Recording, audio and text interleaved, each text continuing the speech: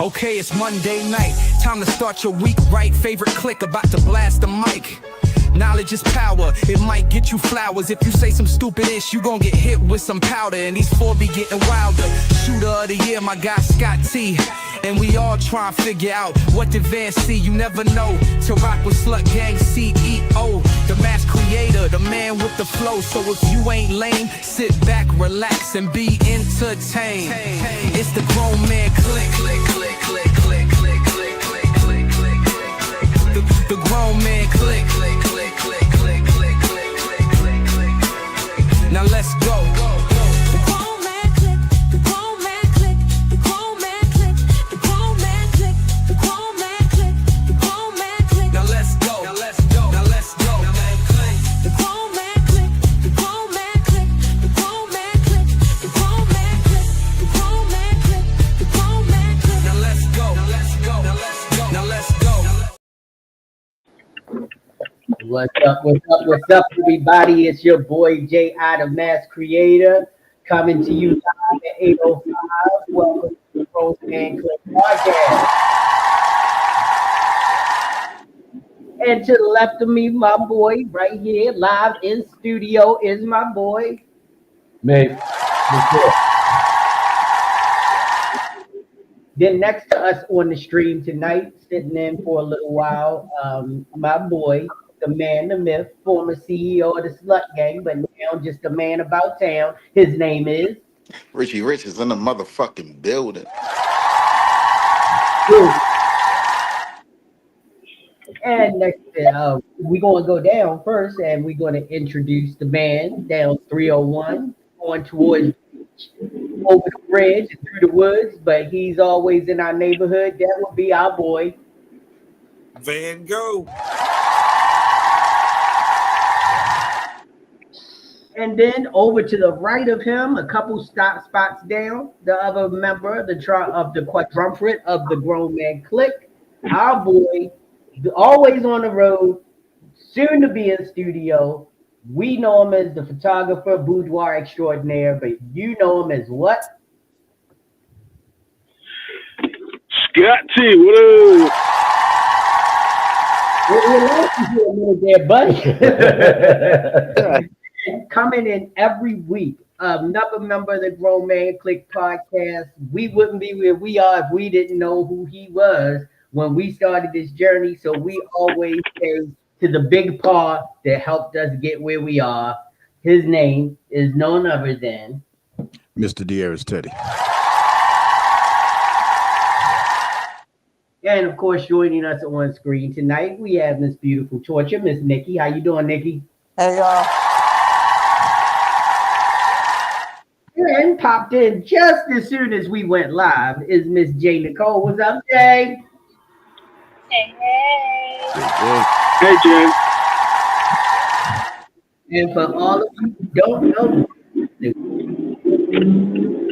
we just started at the beginning of every show. We toast to a good show. So pick up the drink that you will love the most, raise it in the sky, wave it from side to side, and toast to a good show. We say clink, clink. Drink. Drink. can you drink on Instagram? Yes. Okay, cool. Hey, what's up, Instagram? What's up? I looked it up. We aren't promoting any alcohol brand. We aren't promoting drinking. We aren't like saying, hey, you need to mix it. None of that. Okay. If you're just drinking while you're having a conversation, it's totally fine. If you were sponsored by a liquor company or something like that, you would have to put up your, sponsored sticker. That's about it. As long as we aren't 100% into, like liquor companies. What about smoking? Smoking what? What you mean smoking what? You know They what? not gonna know what you smoking. You could be smoking a cigar. You could have rolled just But a smoking hand-rolled period is cigar. cool. Don't do it. I'm not up on game with this TikTok. Don't do it. People smoke cigarettes on which will come all the time. Okay, that's what's up. Yeah, they can't knock you off. I'm rolling up a fatty. No, You know how many lives I done hopped on? Niggas smoking L's and shit. Yo, like, they ain't tripping off that shit on Instagram. I hope not. Just don't tell them that you smoking a motherfucking L. Nigga, like, they don't know. You could be smoking ayahuasca. That's right. We promote Shit, drinking pure water. Yeah, I just shit. Y'all thought seen that? Y'all seen that one in live? general, we don't want to Y'all promote seen that. that one live with Shorty doing the crack and shit? Like Huh? the Shorty No. that was What? doing the crack and shit. She was lighting that bitch up, talking about like, yo, Somebody my was doing crack life on sucked. Instagram. Hell, What the fuck? like I saw that shit. Yo, that shit is real. They ain't kick That's that bitch off. crazy. Wow. Okay, all right. I mean, you probably ain't seen her since because she in jail. But you know, I Yeah. mean, I don't make it progress. a habit to follow crackheads, but Did it came up on my let's, timeline. yeah, It came up on my let's not be timeline. one of her followers. Let's not do All that. Yeah. Keep it Oh, moving. man. Yeah. So, anybody want to say what they've been doing this week since we've last been on this podcast? Anything exciting, new, brand new? Work. Go ahead, Mr. Grizz, right up to center stage. What you been up to, man? Well, I just released my first Christmas song, and I'm excited. All right, So cool. it's available right now. Right now, it's available on YouTube Music. It'll be available on all streaming platforms within the next 2 to 3 weeks. So it's going to drop to each platform every other day or something like that. So yeah, it's out there now. So I'm excited about it. All right, and the title? It's called "In Love for Christmas." All right, cool. We got to keep a lookout for that. People doing big things over here. I got my Huh? hands. All right, what's up, Rich? I need to talk to Grace. What's up, bro? I hate you. Oh, damn. I hate your guts. I hate everything you stand for.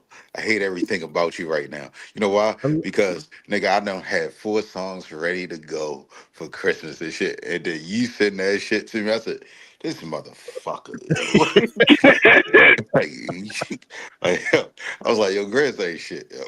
Yo, they gonna be the nastiest Christmas songs you ever heard in your life. Watch. I Yeah, that's what It I was say. See, crazy. mine ain't raunchy though, so you can do some raunch. That shit is crazy. I was Jingle balls, jingle balls, what? jingle What? balls. What? That's the kind of Christmas songs he gonna have. What? Hey, Grizz, I'm actually gonna Or send Santa Claus, back you door the shit Santa that I was Claus, gonna lead with. down back door I mean, lane. you can still go ahead and drop them, bro. Like, I mean, you know, Rude. I am.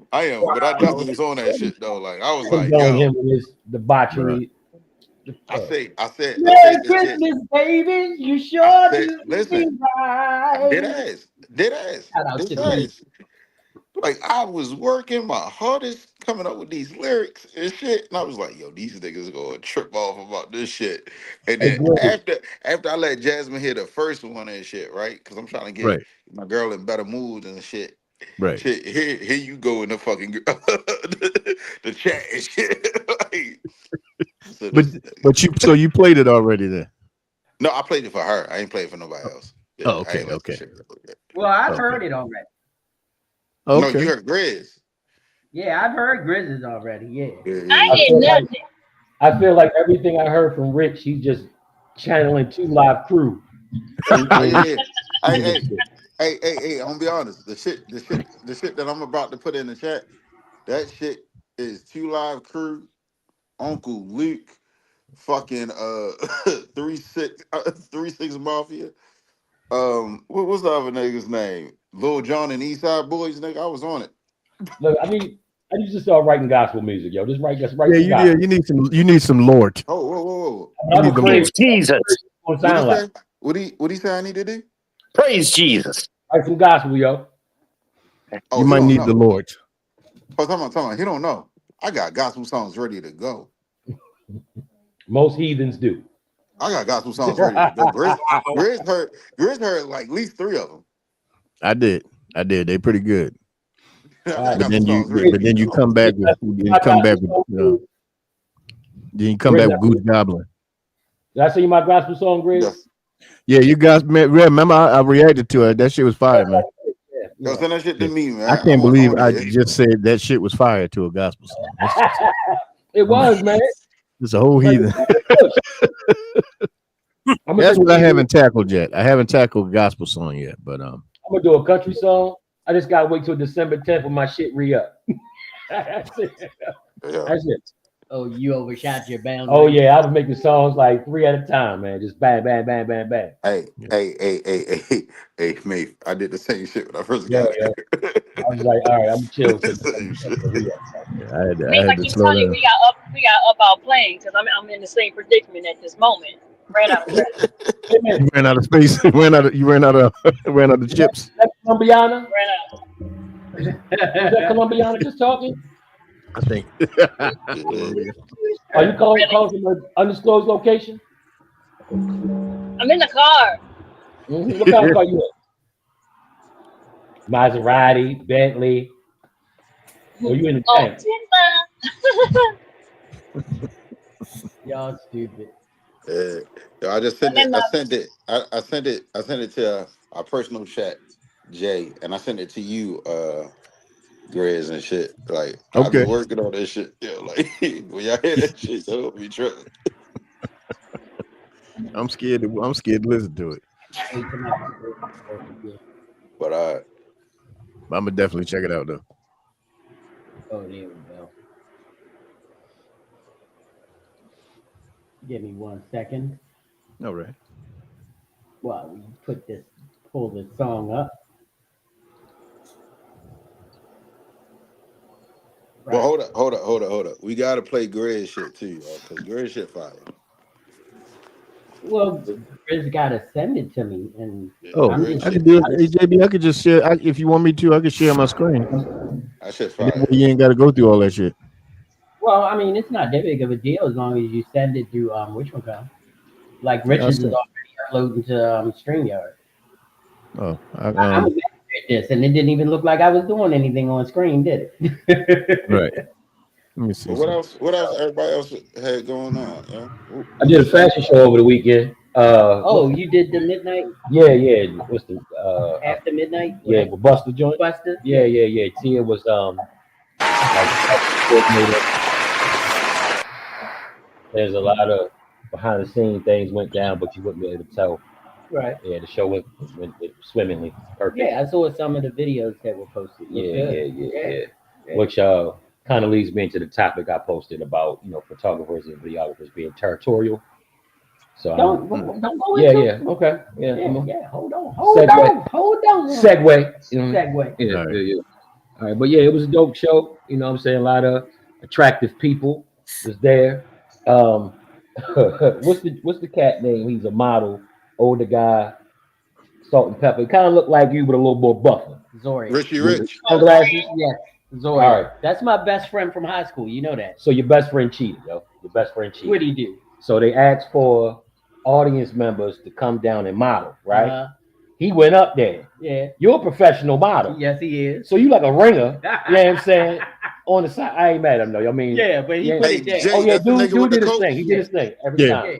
But I'm That sitting was like, the nigga with the coach. Yeah, Say what? the urban Viking Urban stuff. Bike. Yeah. So Yeah. I'm Oh yeah, he filming. cheated. That's not I'm fair. filming, and I'm like, just ask for the audience to get up and looking at the people who dress real nice. So but I'm like, yeah, dude's a ringer. You know what I mean? Like he shouldn't have got. But you know what? He would be at after midnight. He would be there. Shout out to my boy Mr. Z. Yeah, he on did his thing, though. Instagram, He did his Mr. thing. Dorian Jomo. Yeah, he did his thing. We go back to high school together, and I actually invited him over to do my all male workshop, and he hadn't even modeled at that point. Oh, word. But he was interested in it, and he did that, and then he caught the bug, and he been going hard in the paint for it ever since. So, Oh, you jumped him in, huh? yeah, we got him jumped in. So I'm very, happy He for caught the buzz, though. he made. Crazy. So before we do the Christmas songs, we got to go to our favorite part of the show, and after that, we'll start getting into our shop because that's part of shop. Y'all talking shop, y'all talking y'all music. So before we do that, let's go to everybody's favorite part of the show. Here we go.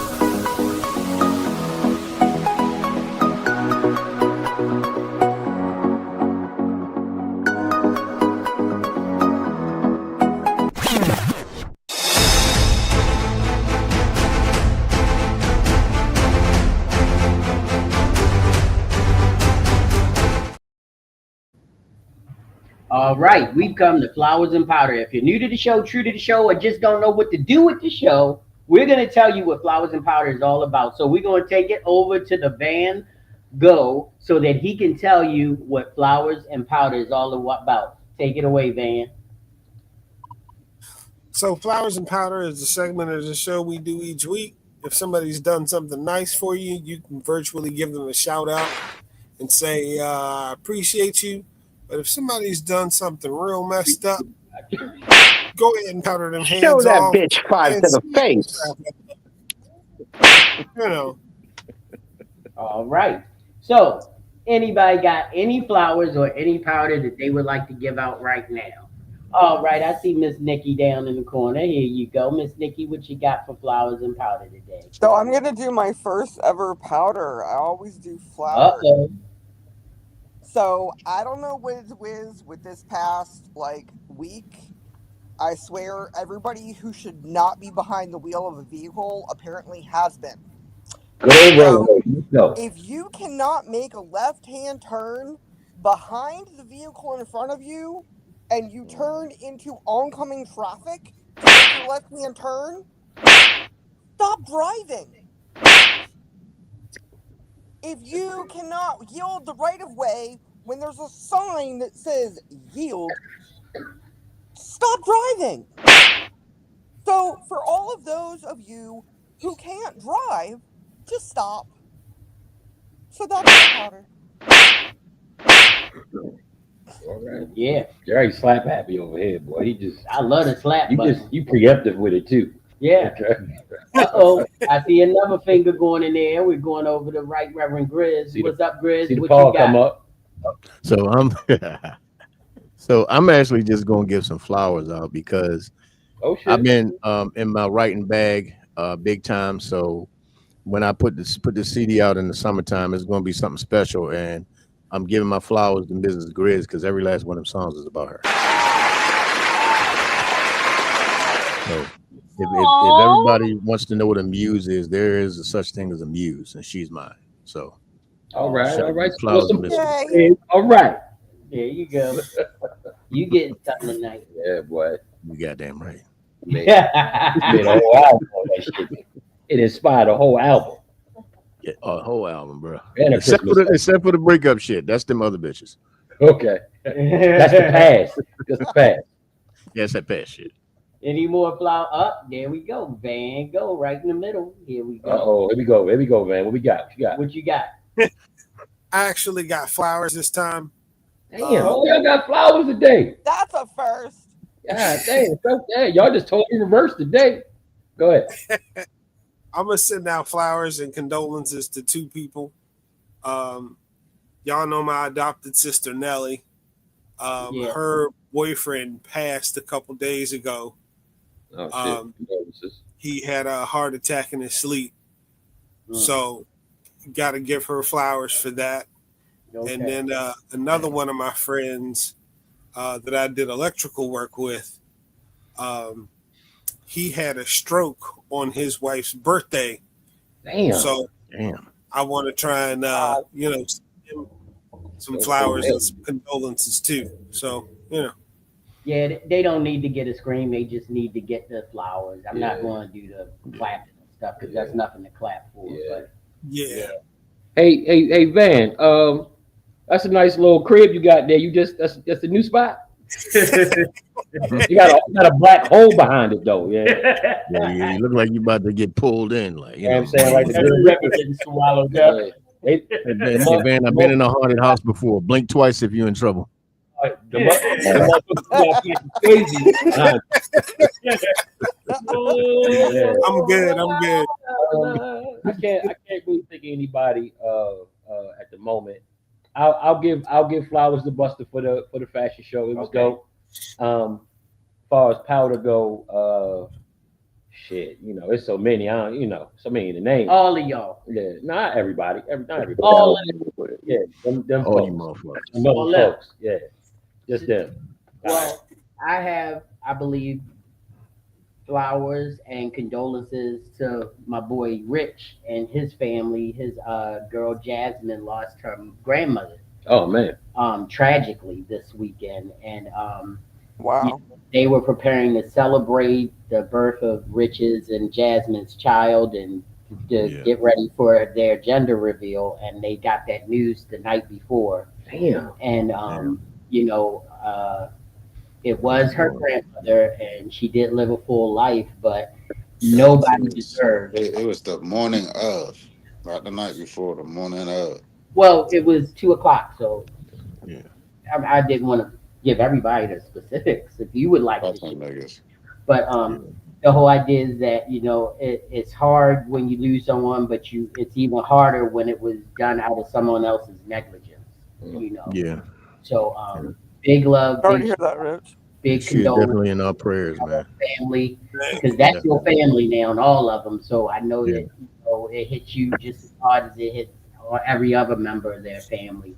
So we got nothing but love for you over here, Rich. And if you need us, we there. Bro, I appreciate each and one of y'all. Anytime, bro. But y'all understand we live, so I gotta shut the fuck up. That's All all I right. can say. I know. I don't say too much. That was why I did it and said it, and now we can just set it and leave it. But any more flowers and powder? Yo, I got some powder. I got to, yeah. All right. If you talk about a landlord, I swear to God, I'm gonna come at you. No, he in a good place with the landlord. No, hey, Grizz, fuck that. I ain't that place no more. I don't. Okay, that's what's up, bro. That's what's up. No, okay. Well, you know what? I'll now that you mentioned it, I'll throw some flowers in there. So I'm gonna start with the negative. All right. That's powder. Of course, it's worse than powder. I'm afraid. So most of you know what I do for work. So I come in contact with a lot of people on a daily basis. Right. Right. A good chunk of them are normal, caring folks. Then every now and then we run into these people that are extremely self-entitled. That's not enough. But There we go. that was a tap. they think they can do whatever they want, wherever they want. And then when you call them out on it, they just don't take ownership and they blame everybody else for whatever. So to those people, fuck you. Okay, there's powder.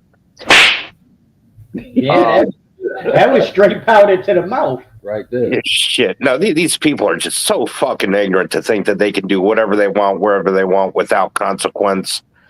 I don't get it. But so for those who knew about my living situation, I moved out of that, and I'm in a better, much better, more positive, healthier environment. That's what's up. Yeah, no, it's night.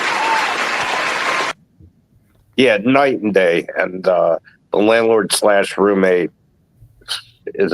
she's a really wonderful person. Okay. What's up, man? So I know she'll never hear this, but I would like to send flowers out to her. Cool. Hey, why she want to hear this, John? Send her the link. Send her the link. Like, share, get us rich. Get us rich. All right, will do. Go ahead. Mr. He said, "What's good, bro?" What's up, bro? What's happening with you? Salute, famo, salute. Hope everybody's doing well. How y'all doing? All right, Absolutely good, man.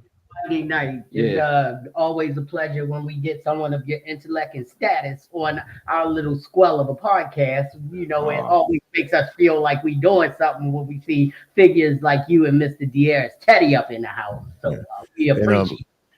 Mr. He said, I got to give some flowers out to you because you have taken my vocabulary to a different level because I actually used the word acquiesce today.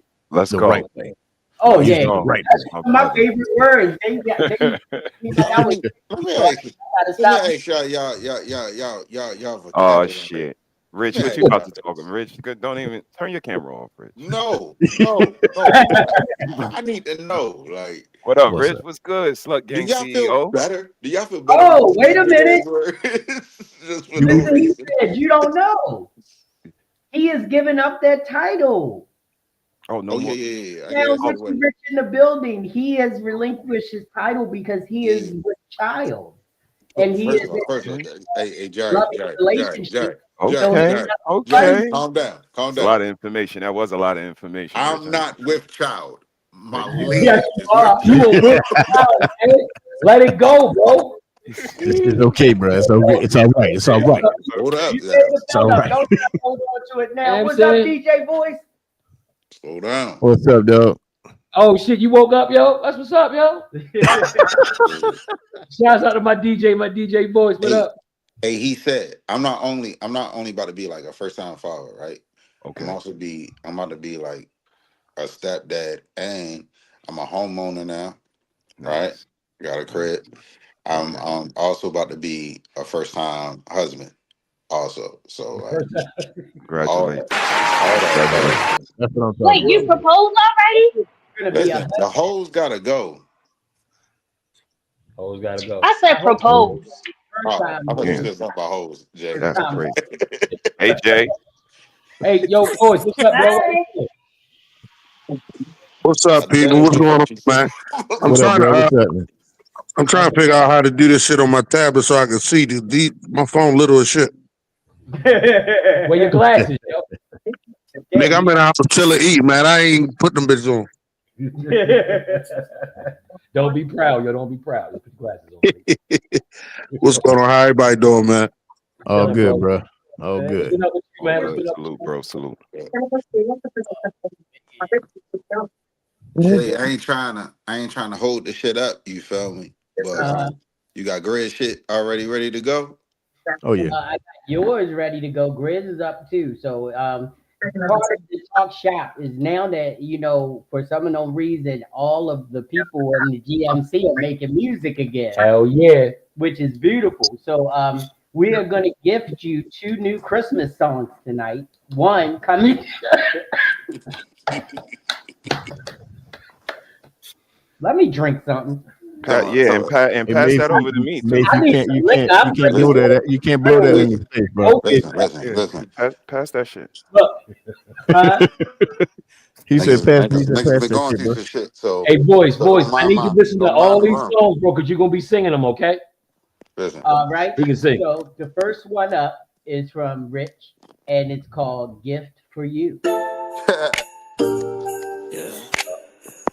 Slug Gang Christmas. Holiday season, but I'm still slaying something. She loved Christmas. I gave her something to hold. Ring bells, gripples. Oh, these balls hanging in her face all night. She licking on them like a candy cane. Like these balls got her humming in a choir line. She say it feel like Christmas every time. These balls, she decorate them when we deck them home. These balls, not so cold it could freeze your bones. She said she want that Christmas spirit. I'm the one who give it. She unwrap me slow. Baby, love how I'm gifted.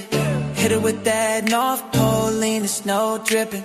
Got her toes curling like ribbons, ornaments missing. Drop 'em low, daddy. Yeah, you know the drill. Let 'em jingle on your tongue. Tell me how it feels. Magic in my lap, something Santa can't steal. Pluto in the sleigh, girl, you know the deal. Eggnog in a cup, but she's swallowing mine. Call it holiday spirit, call it killing the time. She want the glow, want the shine, want the Christmas vibe. Sit up on my sleigh, take a midnight ride. These balls hanging in her face all night. She licking on them like a candy cane. Like these balls got her humming in a choir line. She say it feel like Christmas every time. These balls, she decorate them when we deck them home. These balls, not so cold it could freeze your bones.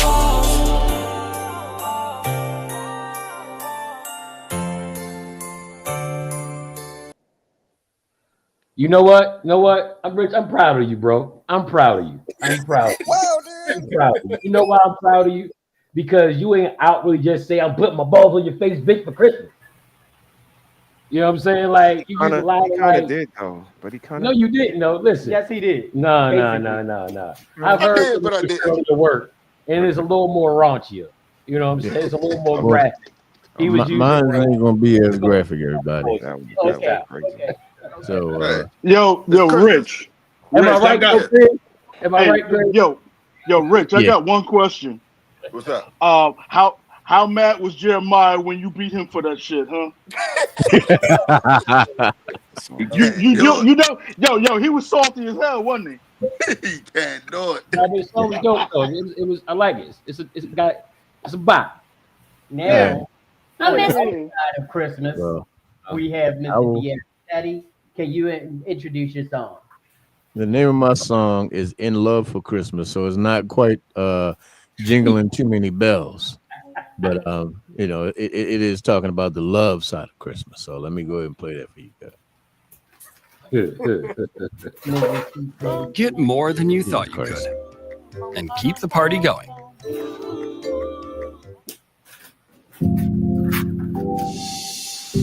Off my TV, bitch. I'm a little nervous. I like it already.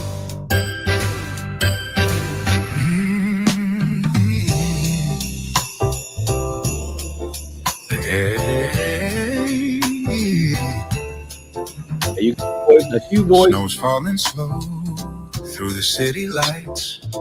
Fireplace glowing, your hand in mine. Every carol plays, but it don't compare to the sound of your voice in the winter air. Got everything I need wrapped up right here. The way you smile makes the season clear. Forget the gifts, forget the gold. You're the story I want told, 'cause I'm in love for Christmas. More than mistletoe and wishes. You're my peace, my sweetest joy. Like a child unwrapping toys. I'm in love for Christmas. Every light shines just for us, baby. You're my heart's reason. I'm in love for Christmas this season.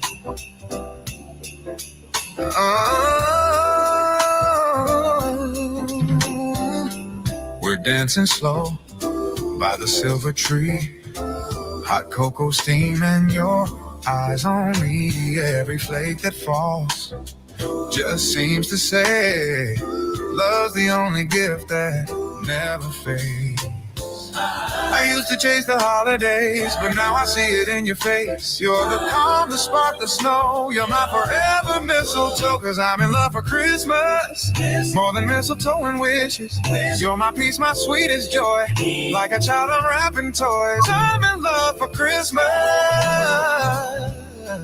Every light shines just for us, baby. You're my heart's reason. I'm in love for Christmas this season. Let the bells ring, let the angels sing.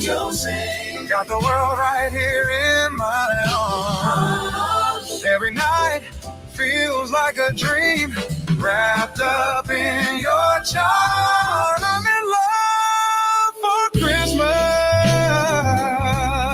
and I don't need nothing else. Nothing else, just enough. Just the magic in your touch, and the way you make me melt.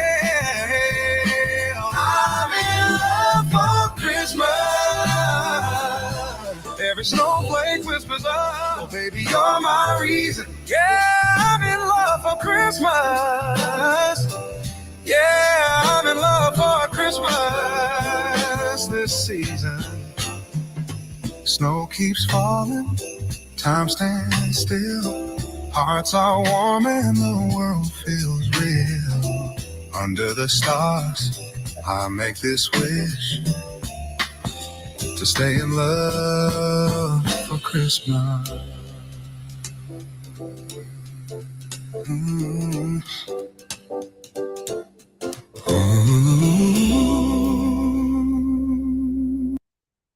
Look, All right. Grown up, grown up, grown up, grown up. I got something to say. Listen. What you got to say, Rick? Listen, hear me Awesome. out. Hear me out. Hear me out. Hear me out. I'm thinking about a Christmas movie right now. Grizz gave us the opening credits of how a Christmas movie should start, right? I gave y'all the little goofy joint, yeah, I mean, in the middle of this shit. Mate, you gotta give us next week You gotta give us the ending. I don't know if I can do a Christmas song. I don't believe in Santa Claus. I ain't got shit to do with nothing, dog. What are you talking about? You ain't supposed to have a tree in your house, yo. It's biblical. Oh my god, we always have trees in our house. Yeah, What you don't make talking it about? right though, yo. You always have trees in your house. I ain't had nothing to do with that. I ain't no trees in my house. You got trees in your pocket car right now, bro. Trees in your They pocket. gotta get the presents up. What? You got Yeah, trees in see? your pocket. Black Jesus gave us that. But those are trees. Yeah, they get smoked though. Get set ablaze. You just gave me a song, yo. I'm just I fucking ain't with gonna you. lie to you. Don't go there. No. Let's not do that. Oh, we burned some bushes around here. Oh my gosh. Anyway. So we talking shop tonight. And we're talking shop is we're talking different things that happen in our community. Word. And we have two different communities now. We got the music community and we've got our photography community. And I know that like for me, it's like lately people have been trying to get me to come back into the music side of the business.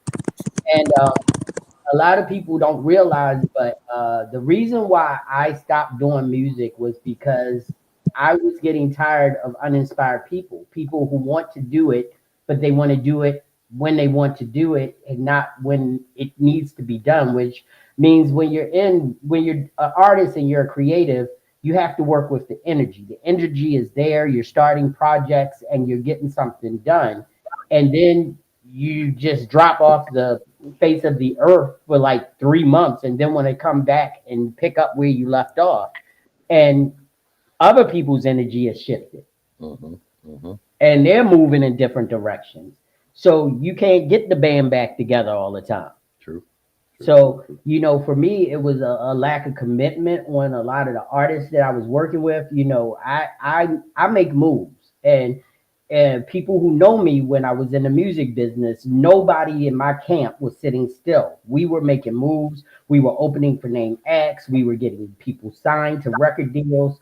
So when you basically fuck up all of that great energy because you want to take a break or you want to do this or you got in a situation where now music wasn't your Passion. focus or no, it's still their passion, it's just not their focus.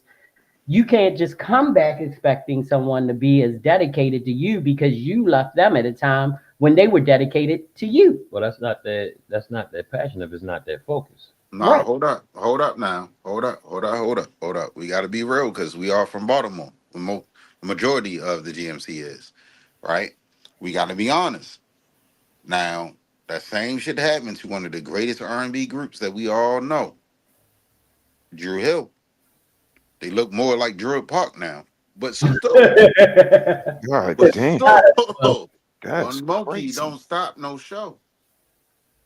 Yeah, but the whole idea is that, and this is another thing because it's like, Woody from Drew Hill wanted to stop doing secular music and go into gospel, and he did, and that's his passion. But he didn't leave them in a lurch. He let them know this was his thing and what he wanted to do, and he didn't try to stop them from moving on without him.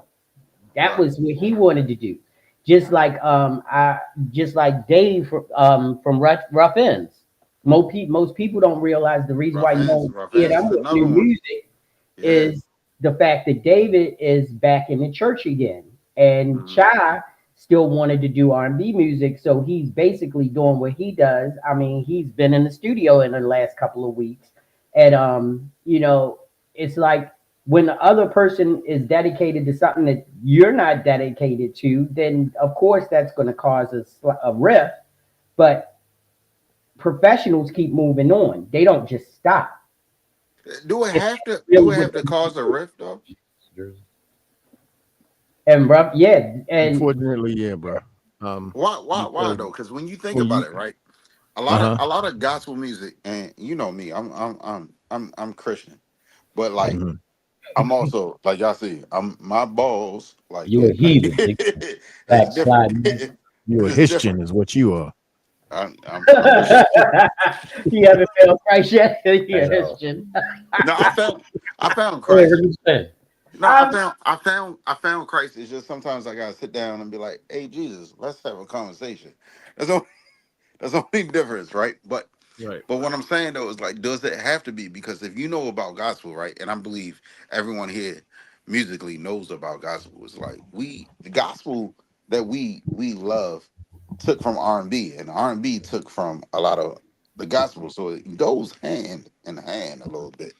Even if we talk about biblically, Hold up, Rich, because Not particularly, no, bro. old gospel had his own sound. Ray Yeah. Charles is the one who kind of did the crossover and got a lot of flack for that. Yeah. You know what Yeah. I'm saying? So initially you had the traditional gospel music, then you had Ray Charles who made secular music that sound like gospel music. You know what I'm saying? It had that gospel music sound. So so Yeah. like, all right. So and then this is what I same would thing with challenge. Kirk Franklin. This is Ray what I would Charles challenge. took torch This is the only music thing I and would challenge. gospel music and combined. Was it more of a gospel sound more than our I sound? got a woman. Yeah, that's a gospel It sound, was right? mostly No, like no. I'm because if saying you our think sound about when it first because started, Ray like Charles took it from slavery, and well, yeah, but he made his it music. all derived from that though. All of it came from Everything, the blues drum. music. It came from that. Praise It and all worship. came from that.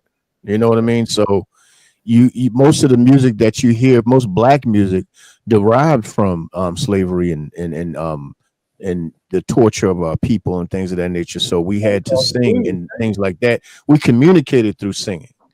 We healed each other through singing. You know what I mean? So that's where a lot of the gospel and the blues and things of that nature came from. Because if you ever like that scene that you saw in what's the name of the movie, the Ryan Coogler movie recently, Sense. Sinners, when he was in the car and he just started singing out of nowhere.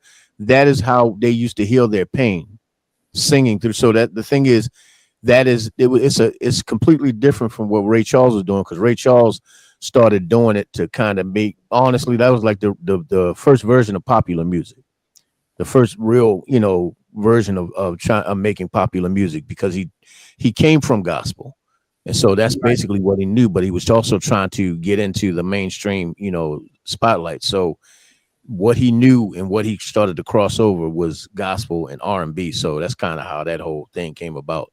So But what I'm hearing is, we went from praising God to praising the pussy.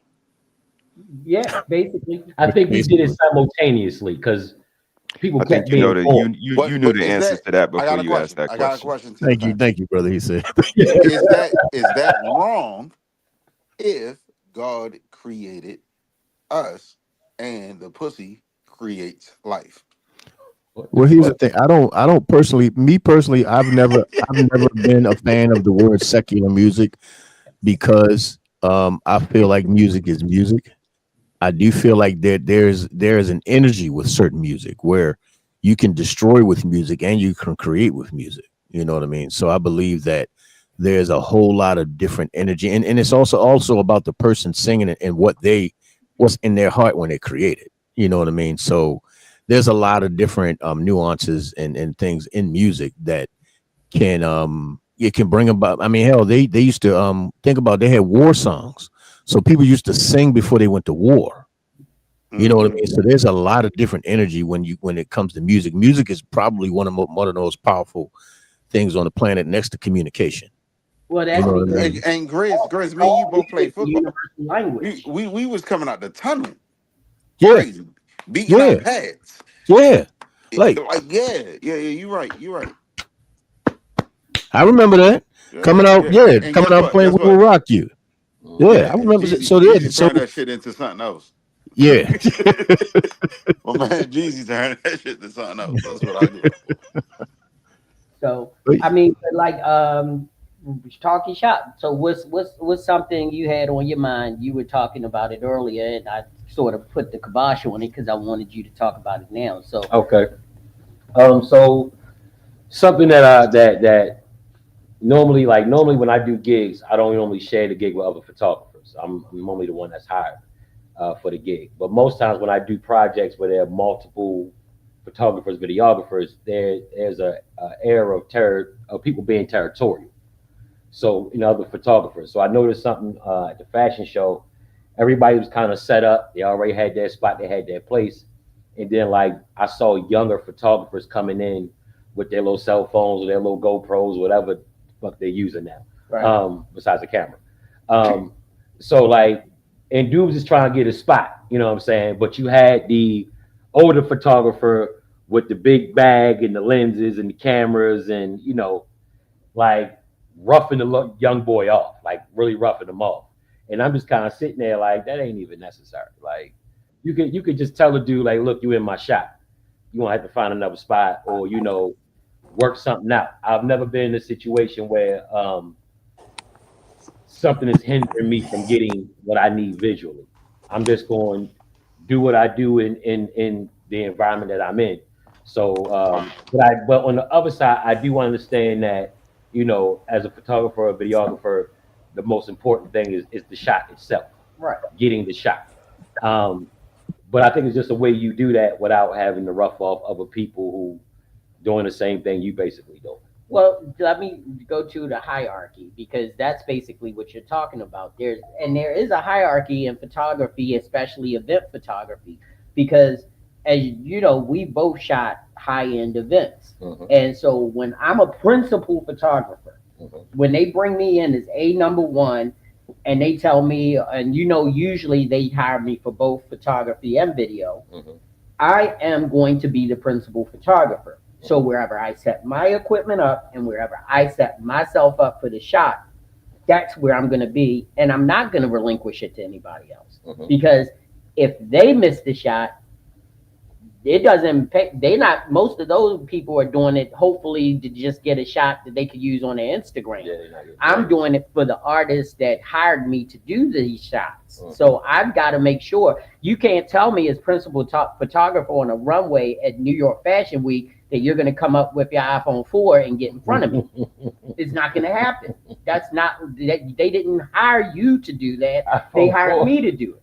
Yeah, you can't even give a Pro Max. No. No, it was iPhone 4. But it happened. Yeah. And he got a little salty. But the whole idea is, yes, there are times when you are, you know, where you don't care. If you're in what they call the bullpen, which means you're just part of everybody, all the photographers, you know, in basically a pit. Yeah, that's what it was. Yeah. Then you just gotta shredankle your way through it to find your own fit in. But if you're hired as a principal photographer, or they ask you to capture that event, F what you heard, I'm in charge, and I'm going to tell you guys, you can be over there, but you can't be here. So Jerry roughing off the young photographers at the spots. No, I will Long help story them. short. I will tell them where they can stand to get their shots without, you know, violating the space that I need to get what they're paying me for. You can't jeopardize your bag because you're trying to help a young person come up. Okay, Jerry. Yeah. How y'all feel about it? I mean, because we got photographers up here on this page. So, I mean, and we got, I mean, that's like a DJ, you know, DJ voice. Somebody come up in the DJ booth and want DJ on his equipment. Oh, that don't happen though. Do it, voice. That would be like Voice, you sleep? That would be like Mr. He said sitting on his podcast and then maximizing the screen on another podcaster so they can have all his time because they got a point they want to make on his podcast. Ain't happening. He'll give you that minute, let you say something, and he going to take your ass back down. For sure. You're not running the show. I'm running the show. I'm doing what I got to do to get this thing off. I mean, there is a hierarchy and you got to earn it. You got to earn that position. In any job, you earn your position. Well, I mean, I get what you're saying, but I mean, as the thing is though, how do you know they're going to say you're a principal photographer? That's going to be established when they book you. Yeah. But what they tell somebody else, it could be the same thing. Like I know if there's a gig, I need multiple photographers, I'm gonna get multiple photographers. So like I want everything. I want the art. I want the different points of view. I want the different angles. I want the different vision from the different photographers. So it's all still a gumbo of artistic expression, more or less. So what if there's no principal photographer? What if you just hired just like every other photographer to do the event. What then? You drop it. I wouldn't go Are to you that talking event. like a workshop What type you thing? mean? Like you getting paid like everybody else? I wouldn't do that event. You gonna miss that money? I wouldn't do that You event crazy. because have you ever noticed? And anybody who has been to one of my workshops, I throw a workshop. I don't even shoot. I do not like group photography shoots. I don't like shooting in a mob because guess what? Even though he's at a small, 1 foot over angle or 2 foot over angle, he may be behind you and higher or in front of you and lower. You're capturing 99% the same image under the same light in the same outfit of the same model. And the race is to get yours out first. I don't have time for that because I like to give people quality work. Well, your work will speak for itself. Man. Like Yeah, it's a game you ain't got to play. right. So I don't do workshop type shoots. I don't do those bullpen type shoots unless I'm given the space to create and do what I need to do.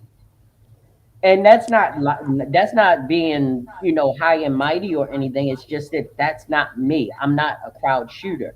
I went to a workshop at a very well-known studio, and Scott T and I went together, and he will tell you I move lights. Everybody looked at me like I was crazy. And the guy who owned the studio came out and said, "Oh, you can't move the lights." I said, "Well, then how am I being a photographer?" And he laughed because he was like, he's a photographer. He's Right. not one of these other guys that really comes in here just to get what they can get. Uh-huh. He wants to get something that's unique. And he ended up hiring me for a gig. Okay. So the whole idea is that I'm not trying to, mark my territory or anything like that. Mhm. It's just that there are certain things that should be allowed and shouldn't be allowed when you are in a certain environment. And for me, I can't shoot with 20 something other people who are getting the same thing as me because I just don't have that energy to. I mean, they're going to put it on their social media and all that other stuff. Meanwhile, I might have to drive 5 hours back to Baltimore. So Well, I it's all in how you work. What's up, Nikki? Now, it sounds like you guys are kind of talking about a workshop where it's like just a bunch of No, people it was shooting. actually a fashion show. Oh, okay. Because I was gonna say, well, what about like a teaching workshop? Like when I was pregnant, a studio, a group of photographers I knew had people that wanted to learn how to shoot maternity photos. So I went in, they had a limit of 10 photographers, and they basically taught posing and lighting and stuff like that to get the best maternity photos. Now, well, that's all like, that's a little different. That's different in terms of it's designed to teach a particular subject to whoever you got space for. In terms of what I was doing this weekend, it was just it's a fashion show. He free wanted for all. Yeah. video, yeah, he wanted coverage, photography and video. And like, don't get me wrong, Jerry, I get what you're saying. But I think at the end of the day, when we talk about what we do, the conditions are always going to be conducive. So I think that's where really your individual talent, your skill, your know-how really comes into play. Because There you go. it's to me, it's like, if you don't play with better, how you get better. You know what I'm saying? You're Mhm. going to be in situations where, well, at least Mhm. I find myself in situations where if I'm gonna get paid, I'm gonna take the shot. So, and if it's 20 other photographers there, cool. But none of their work is gonna look like mine. They don't have the same, vision I got for whatever I'm seeing in the moment. So, like I don't see no competition. You know what I'm saying? We it's like, but There is no competition. right. So whether it's me there or 20 other photographers there, they gonna still get me. They gonna still get my Right. work, and I'm gonna still get that money. And I get that because that's part of it. I mean, like, I understand that they are not going to get the same shot as me because they don't have the same amount. Some of them may have more experience or they may have more time behind the camera, but they haven't put in the work that I put in to learn my camera, learn lighting, learn everything that I know about my business. So I know they're not going to get the same image, but I'm not going to be in the back of a bullpen trying to get an image just they're not going to pay me what I'm worth if I'm in the bullpen. Like, I can't just grab every dollar when you're talking about doing something like that because it's just not worth my time. Because a lot of times those events run for hours at a time.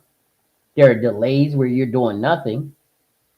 And I can't, just like that would be like you doing TFP. Yeah, right. Now, see, when I'm bored or when I have free time, I do TFP to better my craft, to work on new lighting patterns, do things that I'm trying to work out.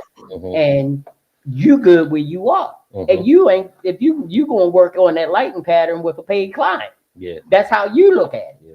I mean, don't get me wrong. I'll do the TFPs, but most of the time they are, my anonymous theme shoot, something a concept that I want to shoot. There's a concept behind your shoots. Yeah. Right. So, but just a model calling me up saying, "Hey, I want to shoot."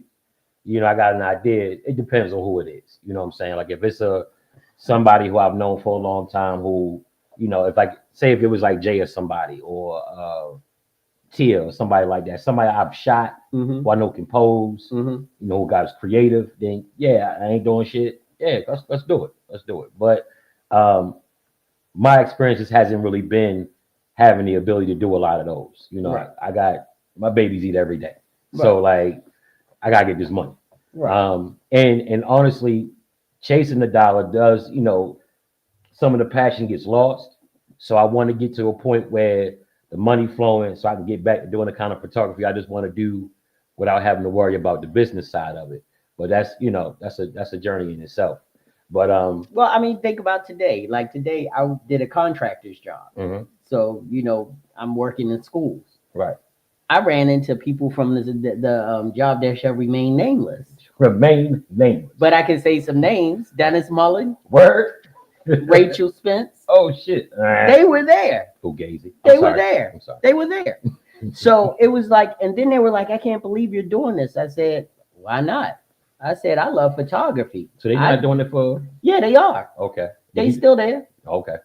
And they saw me with the other company, but I got, I have to wear their shirts when I work there. So they're like, and then the guy that owns the company was there, and he's like, oh, Jerry doesn't work for me. He's a contractor. Yeah. That's different. Yeah, they know what's up though. Yeah. They know what's up. So, and the whole idea is that, they're looking at it like I'm doing the same job as them. No. It's a totally different level. Yeah, we're in the same place, but we're not in the same space. Yeah. I mean, that's what's been going on in our shop. Yeah. And like, I mean, I know that we have other people doing other things like Grizzly. What's been going on in your shop? What's been the thing I know you've been having a lot of issues with cologne haters for some unknown reason. That cologne beefs, crazy. Yeah, bro. Wait a minute. So believe it. Smell you ate beefs. Go ahead, Miss C. Say, what was you saying? No, I just need somebody to make sense of this. So somebody got smoked for smelling good? Bro, they get mad at when I talk about fragrances that they don't like because I don't like it too. There are a lot of Mitches that wear fragrances. A lot of them. And believe it or not, sometimes trying to do this, I do it because I love it. I don't do it because I'm trying to be famous or known or any of that. I talk about this shit because I talk to the community that I fit with, that I gel with, which is fragrance and grooming and things of that nature. So, I get up there and I talk about it because it's a love for me. But people, no matter what you talk about, you could be talking about the most beautiful thing on the planet, and somebody will find a way to shit on it.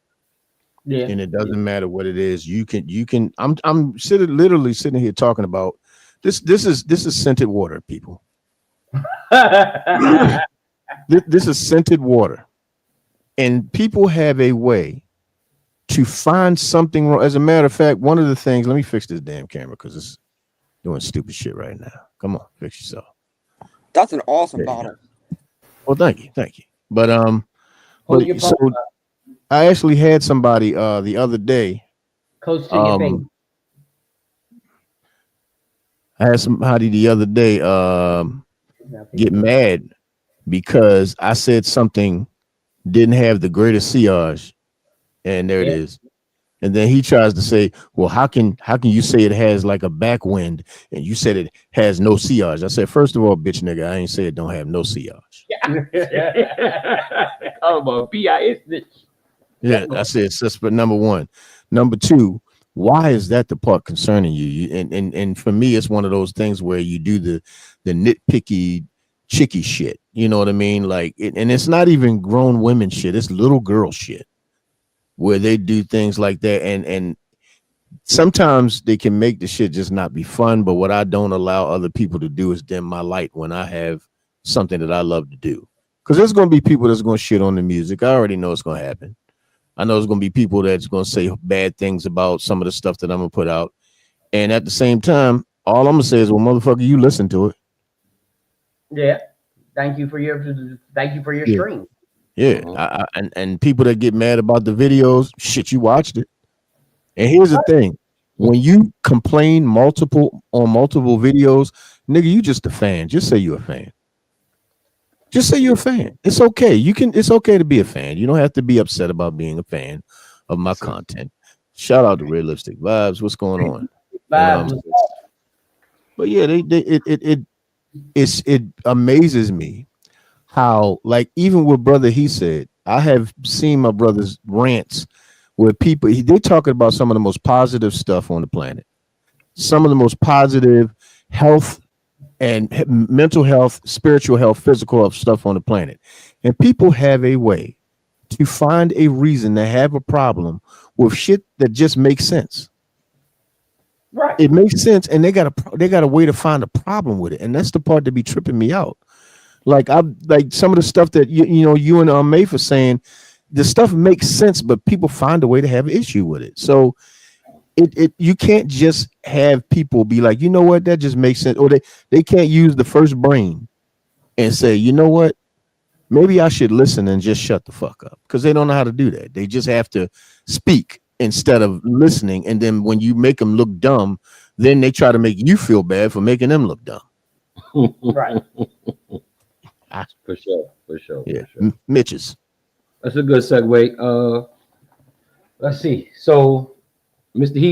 He mentioned, the rants, that the back and forth you get into when you're just trying to spread positive information to the community. You talk about that for me? Yeah, I mean, it's a thing. You get call names and stuff, and that's maybe what, Rich was alluding to when he said why you guys want to have all of these words to use. And sometimes you need words to express yourself so that you don't curse and get all crazy. So that's, why we kind of have these in our arsenal. So, I just, we get called names, man, self-righteous and uppity and all of these things. And we just, want better for the community, want better for our people. And like you guys were alluding to with this whole topic that y'all were talking about, for me, I just heard, hard work beats talent when talent don't work hard. There you go. For sure. You know what I mean? And that's, we kind of different. Like New Yorkers, I don't give a fuck about camaraderie. Like we don't care, even with photography. Like get the fuck out the way. So it's gonna be on you, and that's what you were alluding to, brother. Like you gotta have that je ne sais quoi to say, am I gonna be diplomatic with this person, or am I just gonna beat him up or tell him to get the fuck out the way? But either way, I'm gonna get this shot. So whether I'm the primary photographer or the secondary photographer or just in the peanut gallery, like I'm gonna be diplomatic in my selection. Am I tougher than this nigga right here? Because if so, I'm telling him get the fuck out the way. And if not, I'm gonna be diplomatic and try to see if we could work it out. Can I give you $50 on the back end? Do you need, like, can we work something out? Because I could catch Madonna on going uptown and tell you where you could catch Prince in Queens. You know what I mean? So it's about, like you said, that certain je ne sais quoi. But I'll land my plane with, hard work beats talent when talent don't work hard. Right. And that whole idea is, then they call you gatekeeping, especially in our business. And the one thing that I have never done is gatekeep. If you ask me the settings on my camera, when I'm shooting, I will tell you, because it doesn't matter if you know the settings, it matters if you know what to do with them. Yeah, for sure. And there's times when he's walked in the studio to pick up equipment or to ask me a question or something, and he'll see a lighting pattern or something that I'm doing, and he's going to be like, I'm stealing that. Stealing that shit. And I'm like, go right. Not because I don't think he's going to do it. I think he is going to do it. And he's going to add his own spin to it. And it's going to be a part of his arsenal. I'm all about improving people's toolboxes. And just like going back to what Nikki was saying earlier, I do teach workshops. Mm-hmm. I love teaching workshops. Yeah. But this is the problem nowadays. A lot of these photographers come in and they think they know. Yes. And they think that they got the ideas and they got the talent. And then when you show them they don't, they get upset. Let me tell you what I used to do, right? I've done a lot of workshops like that where so when I was photographers the studio come in space and that I think they had know before, better. when I would get the young photographers in, they rent the space, and it's two prices. It's the rent the space price, and it's the price for if I gotta stay there with you and show you some shit and all that kind of stuff. So initially, like you do, first time in, we show you where the lights at, the settings, what's the best angles to shoot from here, shoot from there, and then kind of let you rock off and do your thing. But by like that second or third time, I should be able to leave you in there. You should be able to set your camera to the lights, triggers, syncing, everything. And then now it's on you to produce that product. So I had this one young lady who, it was, here you go, everything set up ready for you to go. And I'm downstairs or I'm down here with you, and every 5 minutes I'm getting a phone call. How you do this? How you do that? How you move this? I'm like, this is stuff I done told you, multiple times. You weren't listening. Right. So now the price go up. Yeah. Because if I got to come upstairs with you and hold your hand through the shoot, that means I'm your photographer. I want 15% on the principal. You know what I'm saying? Right. So like, that's a fact. so at the end of the day, it's like what I had to do was step away. I just leave. Right. Don't answer my phone. Figure it out. You know what I'm saying? And then when those first couple of shoots where I said everything, and it's like, oh, this photography, our photography was good. It was great. You know what I'm saying? But that was really me. You just pointed the camera. Right. You know what I'm saying? So once I took my hand off of it, you saw the difference in the product. Everything was mid. Everything was, it was definitely mid. Not smoking mace. And this is the whole idea. That happened here a lot. Yeah. Because, and this is another thing. You can't gatekeep when you give a person a whole month. If you become a renter at my studio, I give you a month, 30 days, where you can come in on a schedule, and I have to be here with you. And I show you everything in the studio. I tell everybody, they ask me all the time, Jerry, where's such and so? Jerry, where's such and so? I'm like, hey, what you need to do is book a studio session one day and just come in here and open stuff up, look in where everything is, so you'll know where it is. You're paying me for your time. So if you book a session and all you do is come in here and learn where shit is at, I don't care. Word.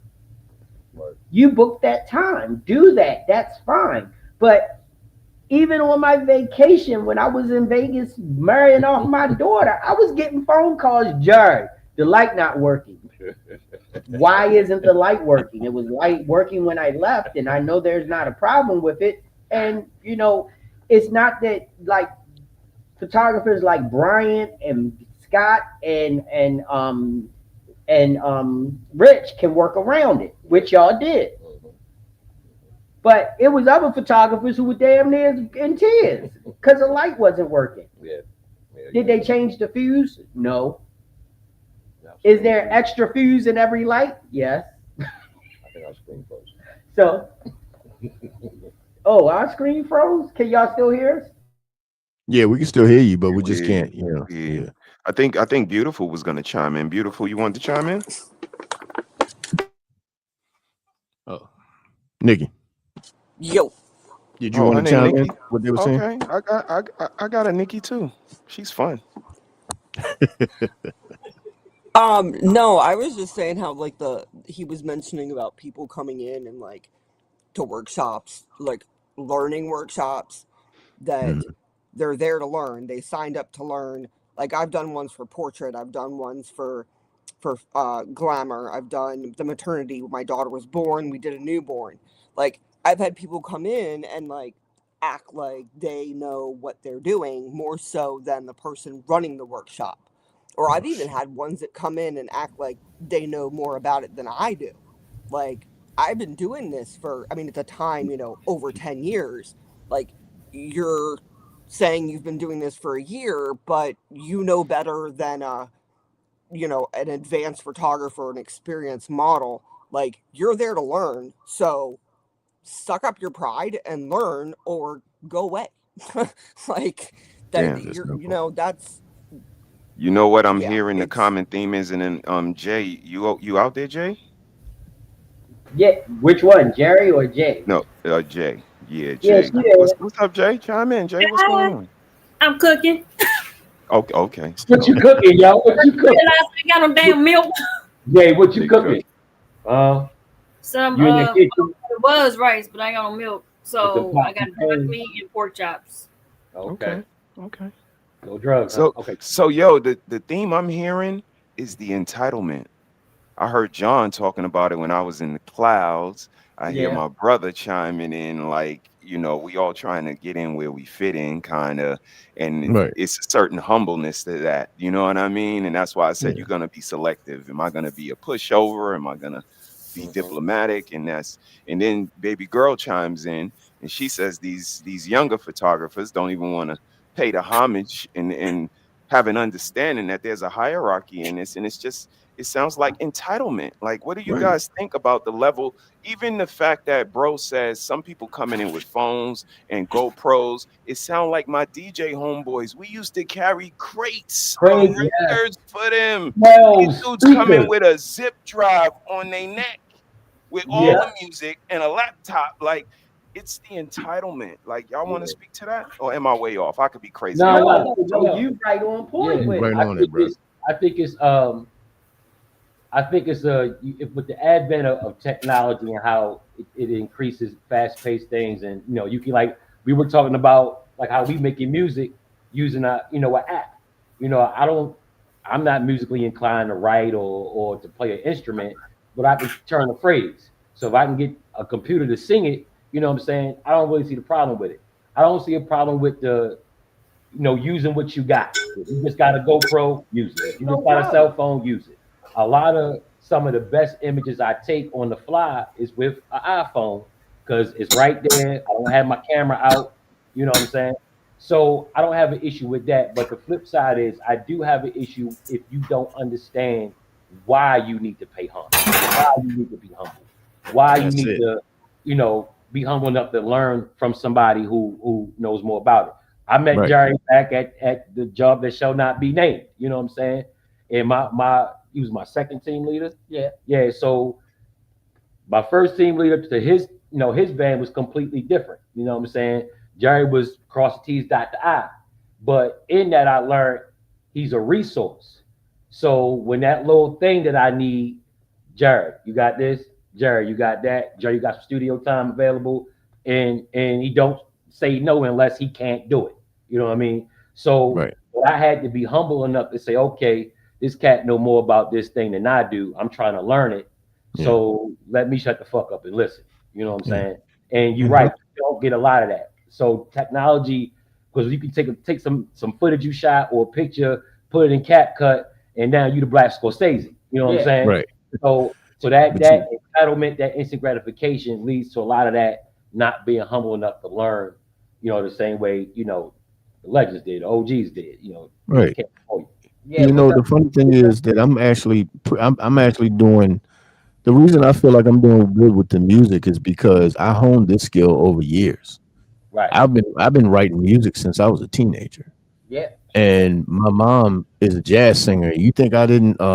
My mom, God rest her soul, was a jazz singer. You think I did not listen to her and draw from her and used to go into gigs and stuff with her and the instruments and all of the scene and the feel and everything. All of that stuff, I soaked all of that in. And so when I started writing music, JB helped me a lot with that, with song structure and all of that other stuff. I was just writing shit. And I was basically writing things that look like poems. And JB taught me how to structure them properly to actually be a song, which also lent itself to me writing my books and lent itself to me doing other things because he taught me that had I not listened to him, had I just walked in and just felt like, well, you just produced, man. I know what I'm doing. I got the words. If I had not paid attention to him, who knows like where things would be for me now. But because I understood this is a man who has done this, who has been doing this and knows this, let me soak up everything that I possibly can about what's going on over here because my mom is one different level, JB is a whole different level, and then from different people that I've come across in the world. Like I even just said from Mr. He said he has definitely grown my vocabulary like a month. You know what I'm saying? And so for me, it's just like first of all, the first thing I got to do is respect you. If I don't respect you, I'm not trying to learn nothing from you. I'm not paying you no damn attention. But if I have respect for you and I got, some love and got love for you, even I can respect people I don't even like because they may have a message that I can take and use and pull into my own, whatever it is that I need. So we don't even got to be the best of friends. But if I can respect the fact that you're showing and teaching and basically putting something, cultivating something within me, then yeah, I don't have a problem with, learning and understanding that, yes, there's a hierarchy to all of this. So people that walk into situations and they swear that they know every damn thing and they always find out the hard way, they don't know shit. And it's crazy because I think the person that knows the most is the one that realizes they don't know that much at all because that opens you up to continue to learn. I mean, knowledge is like sand on the beach, bro. For every grain you get, you see how much sand it is out there. So when you got all of it, no, it's still more. Yeah, so some more, go get and some they're saying more. under that sand. And again, you're gonna see like that's what I be talking about. Like high school, college, playing basketball, all of that shit opened up a thirst for knowledge for me. Yeah. Like the shit that I can learn, the people that I can meet, the places that I could go just from bouncing this damn basketball. This shit took me to college. So once I got to college, I meet my roommate. This nigga rich, been rich since birth. Like, wait, you been rich since birth? Wait, you had a father? Wait, the world operates like this? I'm like, wait, grandma, what the hell was I? What was I in? Like, But you in the same place he at though. That You is know so, but I landed at the same place he at. And it starts to make you question, like, what else can I learn? And that's why I talk about our women and I call their asses lazy.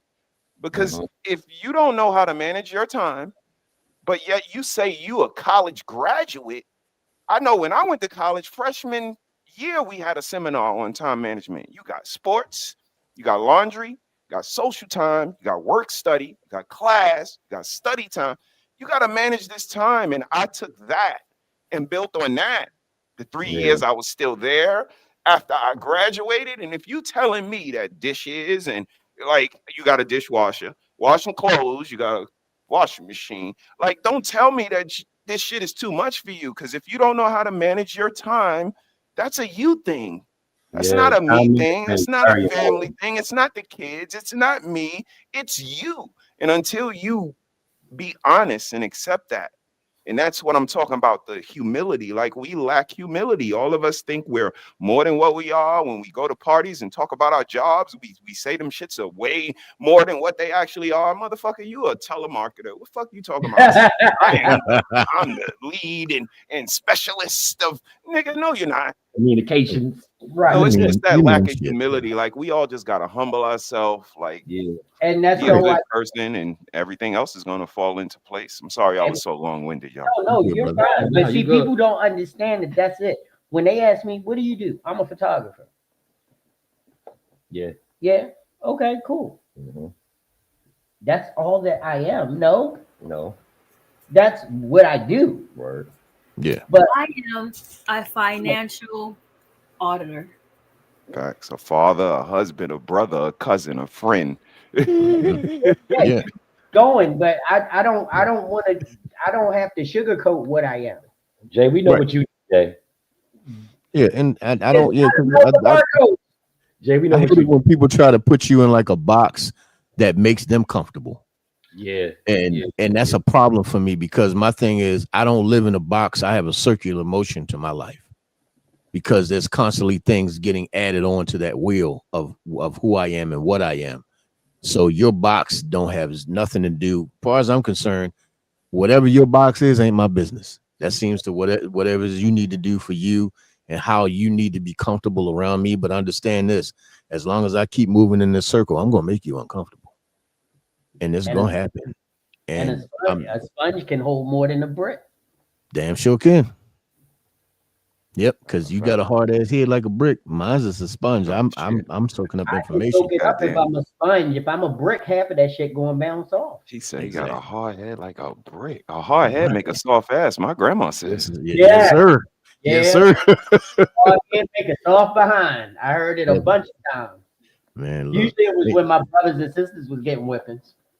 And it's crazy because you didn't know what that meant back then, but now you realize you not paying attention and not listening. Eventually, something gonna tear your ass up. So you might want to start paying attention to the world around you. Because tell me something? This is something that I've noticed. Have you guys ever seen just out and about how people's proximity awareness has fallen off? Have you ever seen ladies putting stuff in their car, not paying attention to the damn things that's going on around them? Like their whole body's in the car. Yeah. Whole body's in the car. They have no idea if somebody's behind them getting ready to run up on their ass and it's just we don't have that proximity awareness anymore. Boys too. Boys as well. Yeah, Absolutely. We were me and my wife, we went out. We were at date night and we were walking through the spot. And I couldn't believe how many people were bumping into me because they're on a phone. They got these earpieces in. They can't really, if your ears are blocked, then part of your body, your senses are blocked. So you don't even know where you're walking. Half of them are looking at their phones. I almost elbowed an 80-year-old lady. Tuck and roll, grandma. I'm sorry. It got to me to the point where I just said I need to move. And Sheila was like, "You just left me." I'm like, "No, I just need to move." Because I couldn't believe how people, they don't mill and seed. They just walk straight. I just bump her. I'm Charles Barkley in the paint. You just gonna get that elbow. What's up, Charles? It's a microcosm of our society, and that's what's so crazy. Because right now we talking about humility, right, and entitlement. So let me ask y'all a question. When it comes to people today, how much of these three things do you see them having? Foresight, insight, and hindsight. None. Damn it. And so no empathy, oh Lord Jesus. If they don't have these things, how society look in the future with people with entitlement? Let me tell you, just to backtrack real quick, something you said earlier about time management. When you have time management, that takes a lot of thought. You're thinking about everything you got going on, and you're thinking about logically and strategically how to make it work.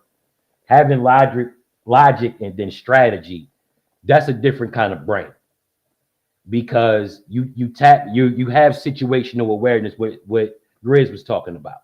You understand what's going on around you, you understand how it affects you, and then you create a plan and how to move through it and move around it. Right.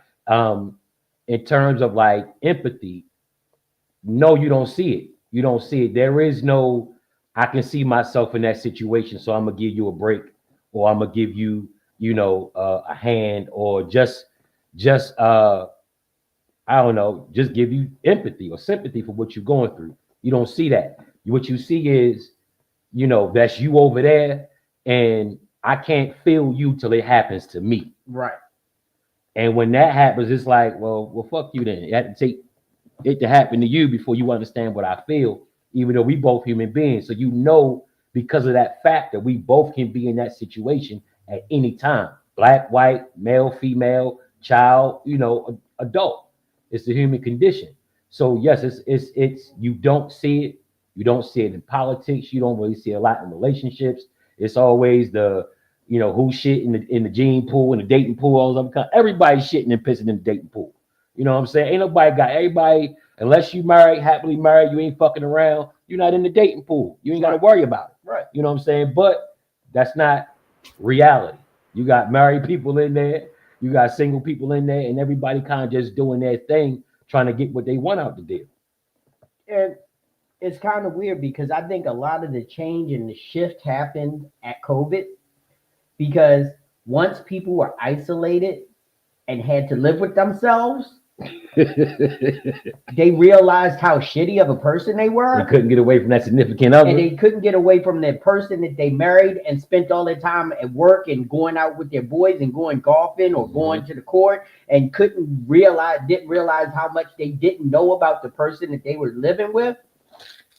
That now everybody is so in a microcosm of their own worth, they don't even realize that they're blocking off the stuff that made all of us better humans.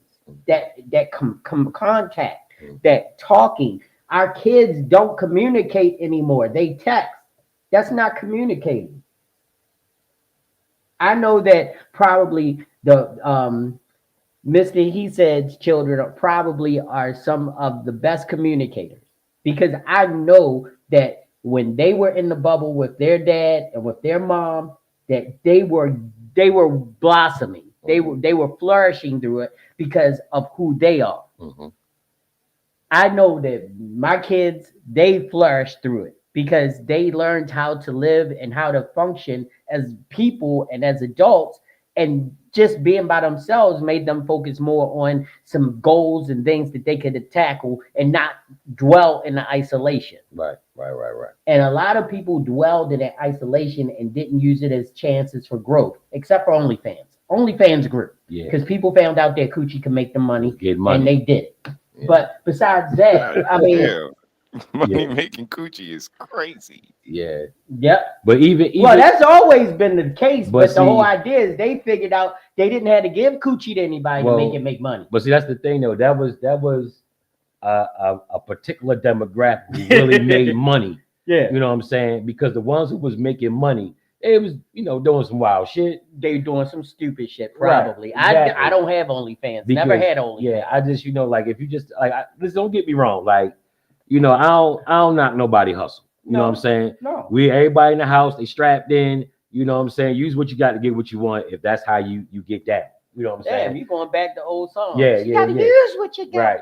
And get what you want. But then you gotta reconcile what you actually get. Well, that's why she said you better think after she said that. So you gotta use what you want. So yeah, if you was getting money on OnlyFans, that's cool. But everything has a season. You know what I mean? So if you wasn't on OnlyFans getting money during the pandemic, you're probably not gonna be getting money on there now that people can move around again. You know what I'm saying? But there was definitely a drop off. Yeah.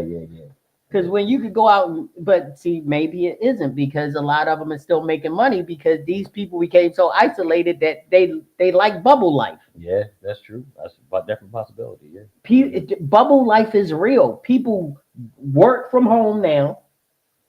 They don't go out. They don't socialize. Everything they do is based on that bubble. They never escape the bubble. Yeah. Whereas when ladies, what y'all think so far, ladies? What y'all think of all this? Oh, can I do one thing? I forgot to say this, and I mean that's how lovely she is to me at all times, because my lovely wife Sheila's in the house. I didn't announce the peanut gallery was in the house tonight. Sheila's been here the whole night. Say hello, Sheila. Hey, Booski.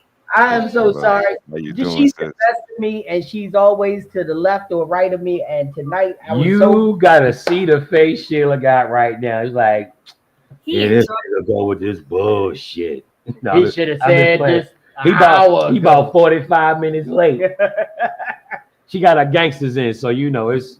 Oh yeah, she got her straight back. So I'm in trouble. She got them OG Bobby Johnsons in, so Yeah, I'm in trouble. Exactly. But she still loves me. Yeah. But Jay, can you stop cooking crack for a minute? And can you chime in? I'm making rice. Yeah, I know. Yeah, same color as crack. Right, go ahead. Lord Jesus, that's crazy. What was the question? So you should have been. So, can you give her your question again, Mister? He said, empathy, sympathy. Yeah, no, I was just asking about insight, foresight, and hindsight. Do you see that in people typically Absolutely not. nowadays? When I'll say these little smidiots, like Smidiot is a stupid motherfucking Idiot. idiot. I love that. Oh, god It is a damn. stupid Shit. motherfucking idiot. Yes, it Mm, is what it is. I work one, and every day this is the look I get.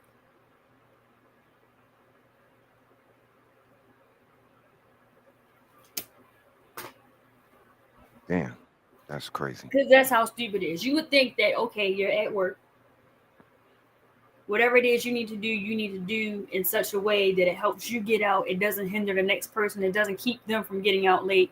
That everybody can do their job effectively. I say something to you, this is the response I get.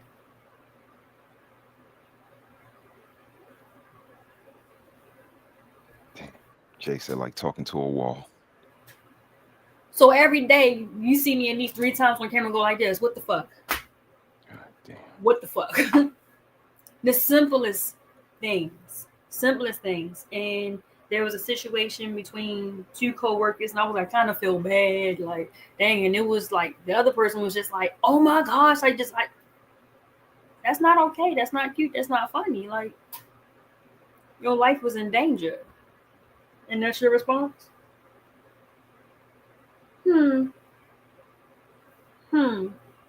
Was never a moment where something was done and then was like, you know what? I shouldn't have did that. Is this.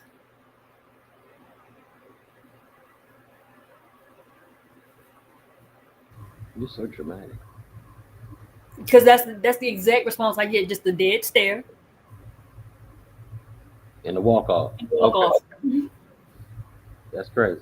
It's really like talking to a brick wall, and it's just like, you have any care about anything? Yourself? Like, you see where we work. Is there any type of care? So I can imagine what you're like when you're outside. As far as environmental awareness, I got a friend that's like that, and it pisses me off every time we go somewhere. Why are you taking 50 million minutes to get in and out of the car? It's just you in a purse, a small purse that's right here. Get out, go in the house. Whatever you're looking for in your purse, look for it in the house. Don't just, like you said, whole ass is out of the car. You're not paying attention to what's going on. When I say something to you, you look at me like, well, why? Because niggas is crazy. There's a whole bunch of people that don't care about nothing, and you just, like, come on now. So I stay in the house because I don't have time for bullshit. You can find me right here in my little ass kitchen or in my living room because I don't have time. What? Don't be telling her hush.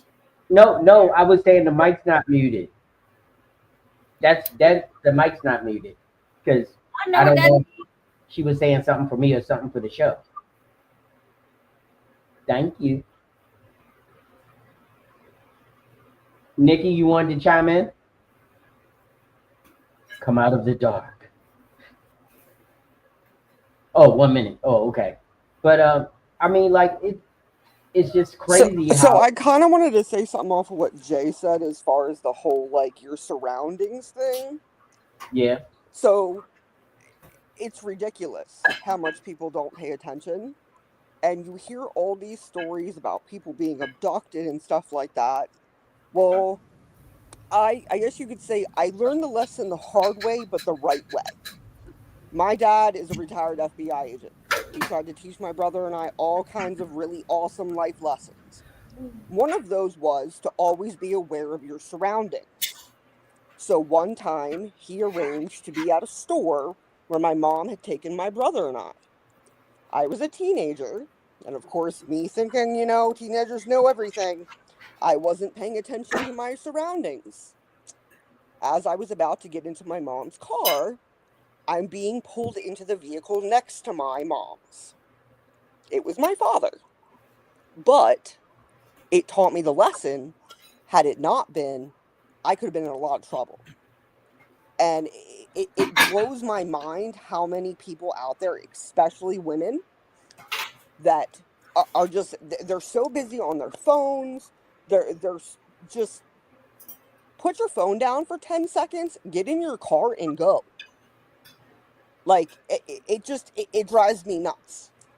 Because it's opening so many windows for people to be able to harm others that don't need to be there. Yeah, I mean, the situational and area awareness is important to everybody. I mean, it's like growing up in East Baltimore, I have situation and area awareness at all times because the people that get in the most trouble are the people who are not paying attention to what's going on around them. And you not always gotta get to avoid. Oh yeah, fine. Hey Jay, you know we live, right? Sorry, that was That's not actually me. me. Because your pots and pans clicking and whoever else. She in the That living wasn't room. me. I think it was you early though, yo. No, that was me typing. I'm sorry. What kind of type? You typing on a typewriter? What the fuck? That's like that commercial. No. You didn't have to tell your parents not to type on their typewriter while they were driving the car. That shit is true though. Something that's crazy that shit they say that shit and that shit is so true. You're typing on a typewriter while you're driving. Literally. You need to think.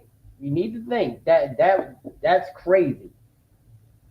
There is this thing called voice to text too. You need to start using it. Look, I grew up Thanks, around the way. Chad.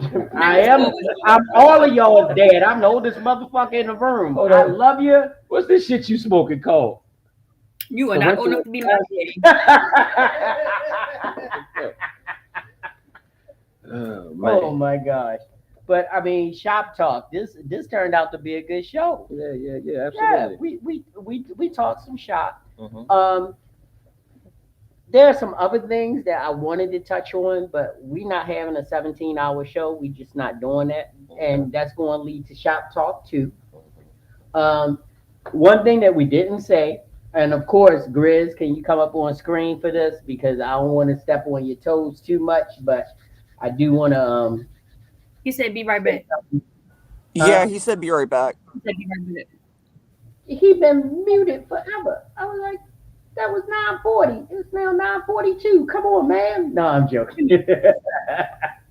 Well, before we go any further, Mister, he said, let's bring you up, and I want you to tell these people where they can see you and your lovely wife, Mrs. She said, and some of the different shows that y'all have going on, so that they can check you out and be a part of the Harris Tribe Communications whole platform, because you guys give wonderful content all the time. But if you're not ready for the truth, don't go over there. Please don't. If you're not ready to self-evaluate and self-deconstruct and make sure that you are not the people they're talking about, don't go over there. If you want to live in that bubble, don't go over there. But tell them where they can find you and what you do. Absolutely, bro. Thank you for having me, man. Great conversation as usual. Salute to everybody that was here, man. Thank y'all for sharing. I'm one third of a conscious tribe, and that's me, my sis, and my missus. We are the Harris Tribe Media Group, also known as a tribe called Harris. And I am one half of He Said, She Said, Love and Abundance. That's me and my missus, man. Mrs. She Said, and I'm Mr. He Said. And you can catch us here on these YouTube streets a lot. Tuesdays, Thursdays, and Wednesdays on Sis's Blueprint to a Man's Thoughts. So a lot of information. Some of it might be a little unique, but come through, see if you like it. And if so, I'll be here. If not, peace. But thanks for having me, bro. Always a great conversation, man. And I appreciate this panel. It was very mature. Everybody was very intellectual, and I absolutely appreciate this. Well, like everybody, and as you know, because you as well as Ted have been here since the fruition of this channel and the fruition of what we're doing here. So whew, we had some rough sledding going in. And the hardest part is finding your footing and finding what your look and what your channel should be about. And now I think we're at the point where we know where we are and what we are and who we are, and we're now doing the things that we should have done when we first started. And that's talking about stuff that means something to all of us. And of course, we still gonna have our shows that go off the rails, because when you got Richie Rich in the building, you never know where you're gonna end up. But that's our brother, and he has so much insight from a younger perspective, but he also got that youth energy that sometimes you'd be like, "What the fuck?" That's a fact. Tomorrow we having a show, and I tagged you in my Facebook post, Jerry, and I tagged you also, bro. Okay. Just celebrating union, celebrating marriage, celebrating people that love each other, because a lot of people say that it don't exist no more and all of that. So we got close to 20 people that we're going to be highlighting. We might just show a quick picture and just speak a little bit of admiration about the union and the way that you guys present. And like I said, I got you guys included in that. So if y'all got time, come through. It'll be entertaining. It'll be educational. 8 o'clock, 8:05 is when we jump off. But so, all right. If you want to talk about me and my baby, I gotta send you one of them new pictures from my daughter's wedding. We gotta definitely send you one of them new pictures. I'll send it to you. Man. Please do. Absolutely. And Tuesday night is our couples night, so we're usually together on Tuesday. I don't work late on Tuesday, so I will definitely try to jump in there. Definitely. Absolutely, bro. Absolutely. Grizz. Yes, sir. Tell them where, when, what, and how. 8:15 every single Wednesday night. You can find the Sophisticated Grizzly podcast. It's going to be on YouTube. It's going to be on Facebook. And y'all already know what we do. We started off talking about the Baltimore Ravens, everybody. I did notice that we did win the other day, but there's something that happened in that game that is some bullshit from Nevermore. I've never seen one grown man toss two 300-pound men at one time. I saw that shit the other day. I was amazed and frightened at the same goddamn time. So we're gonna be talking about that shit on Wednesday and some that's other what things. I wanted to say earlier. I'm sorry to break up your outro, but I wanted to discuss the fact that we won and we now even Steven. So that means 0-0 going into the next era of the season. But I'm so happy because I'm the biggest Ravens fan of all. So thank you so much for letting me interrupt you. Go right ahead. Yeah, but so we're gonna be talking about that. We're gonna get into the conversation of fragrance, because I want to know what you guys are wearing. I want to see, where that fragrance journey is taking you and all of those things, and then all the other things about the stuff that's going on out here in the world and other conversations that we could possibly get into. So make sure you tune in 8:15 this Wednesday, Sophisticated Grizzly Podcast. Come check us out, and make sure that you like, share, and subscribe when you bring that ass over there. I'll see you then. All right. Miss Nikki, what you got going on? Anything? Not a whole lot new. I'm gonna be down at your studio on Saturday, Jerry. Helping out with some shoots and also shooting myself. So looking forward to that. Still working on my business stuff.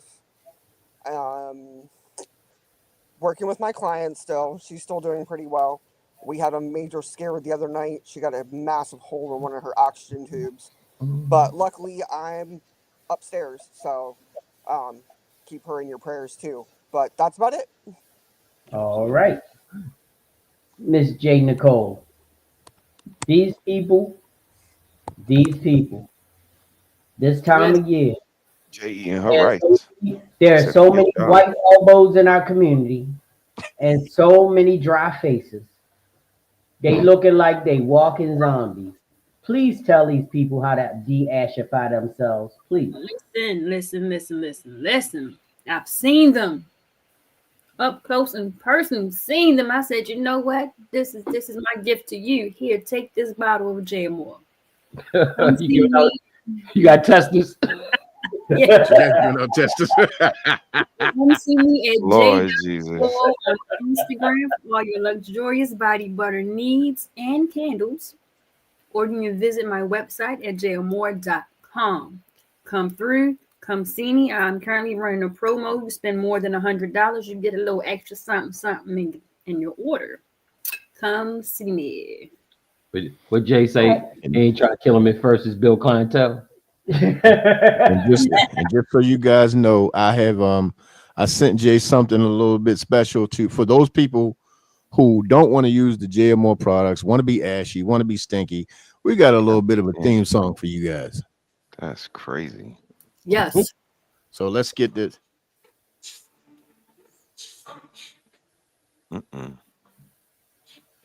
We can't hear it. Trash yourself. Can't hear it at all. You can't hear it at all? No. How in the hell is it? You can hear me, but you can't hear this. Nope. That's crazy as shit. Okay. Well, I know how to fix that real quick. So that just fucked up the whole effect of what I was trying to do. God damn. Shit. Damn. Y'all And frozen. Jay know what I again. was trying to do. That's why she giggling. JB, y'all frozen again, man. You gotta send it. You definitely Oh gotta no, they not. They moving. Messenger. I just sent it. Hey, JB, I just sent it to you, brother. Had me in tears. Can y'all hear us? Can y'all hear us? We can't hear them. They can hear us though. Yeah, I don't know. Can y'all hear us? Yes, because we were talking about something else off air. Okay. No. How did you send it? Oh, I see. Yeah. Wait a minute. No, that's Rich. Hold on. I got it. You sent it as a voicemail message. I can't download that. Oh, you can't use it as like an audio file?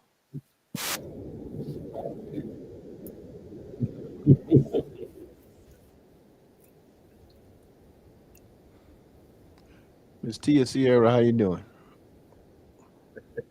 What up, Tia?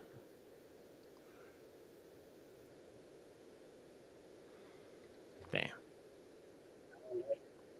Hit the like button, subscribe, and share. Yes. Make sure you leave like, a share, comment subscribe. after the show. Can you hear it? Can we hear it? No. Oh, it sucks. No, I can't hear it.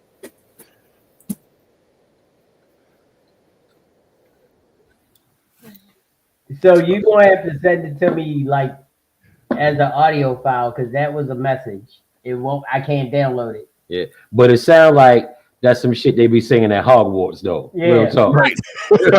You heard that shit though, right? Wow. Coming down the hallway.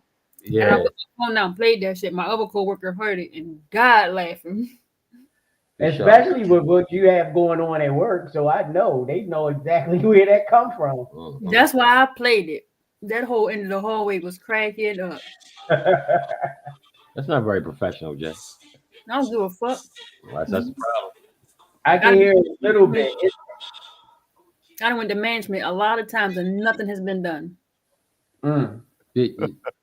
Hey, what? Hey, Tia. I see Tia came in. Yeah, Hey. I put up. She was up on the screen. Okay, I didn't see Hey, it. Tia Sierra, heard your event was amazing this weekend. I'm glad that you had such a great event. Oh, let me tell you about Tia when she did her little thing. What did she do? I got video too. Okay. Oh, we. Oh, wait. Yeah, that's all I'm gonna say about Blondie. She is one of the most amazing models. And then come to find out, I've known her mom longer than I've known her because I get my hair cut in the salon where her mom does hair. Get out of here. Yeah. So I knew her for a long time. And then she was like, my daughter know you. I was like, no, she don't. She showed me. Oh, let's see. Like, don't nobody know me. Don't nobody know me at all. Like that. Not like that. But her mom was talking about from her photography, and I had taken pictures of her, so it was great. You're welcome. So we're gonna get on out of here. Van, what you got going on? Anything you need to pump up? Anything you need to promote? Yeah, I've got a model coming into the studio from Seattle. She's traveling through. Saw my portfolio and said that she wanted to work and come through, and that's why I hit you up about the studio time and all that other stuff. So we're gonna be coming through there doing that. Um, that way I can probably, hopefully, get some more of my stuff out on the West Coast. I've got 2 people out on the West Coast now that have some of my designs, so I'm expanding a little bit more and stretching my legs like I used to again. But other than that, Yeah, I that horse mean, and money only goes so far. yeah, just trying to still trying to put together this fashion show somehow. I'm trying to find people to do some things, but as you know, when you try and say this is what you want to do, everybody kind of throws their own stuff in the pot and says, well, how about this? Well, how about this? Well, can I do this and can I do that? And it's like, we're not doing that. It's a fashion show. It's not, I don't need you to promote your boyfriend's song at, whatever, because we're not doing that. I mean, one girl was talking about bringing in a whole band and some more stuff. And I'm like, that's too much. So, some people are all in, and then some people just want to try and take over. And then everybody's like, well, how much? And I was like, well, how I do things, based off of ticket sales. If you promote it, I can give you all more. If you don't promote it, can't do anything with it. So, if you're in, you're in. If you're not gonna like help do things to get it off the ground and do some things, then that's where the delay is. Because I've practically got a venue. I know where I can have it at. It's just a matter of, I guess, now finding the right people, you know what I mean, to kind of do the right thing, Right. instead of just a free-for-all like a couple of fashion shows that I've gone to. With the one fashion show, they were in so much of a rush to do things. One girl came out, had her dress on backwards. Like, it was a mess. It was a mess. So I'm not trying to do all that. All right. Well, we would like to thank you all for coming into the Grown Man Clique podcast. It's me, Scott T, Richie Rich, my boy Van Gogh, and B Maeve. And of course, here is Teddy, J. Nicole, Sheila, my significant other who's always here, my number one and only lover, right here in the place to be. We like to thank Red Lipstick Vibes, Sierra. We like to thank my boy Charles Simpson for coming in. We like to thank Mrs. She Said Kitchen Medicine Cabinet. Please check out her new page. We like to thank Miss. Oh, who was it? The guy that was he had a bunch of messages up earlier. I don't see his name up here. King something. Yeah, but King, he was here. We just had a great back and forth tonight. Lovely Jay Nicole in the house, and of course Miss Nikki. We thank you all for coming in. Please like, share, and subscribe. That helps the channel to grow so we can keep putting out this amazing content for you guys. Thank you for tuning in on Instagram. We're trying to get the Instagram family up. So please, if you're on Instagram and you want to see the full version of these shows, you can definitely go onto our YouTube page and check it out. But please like, share, and subscribe so we can grow this content. And as we say at the end of every podcast, do good. Do really good. But if you're going to do bad, do really bad so that they know that you meant it. Peace. We out. Bye.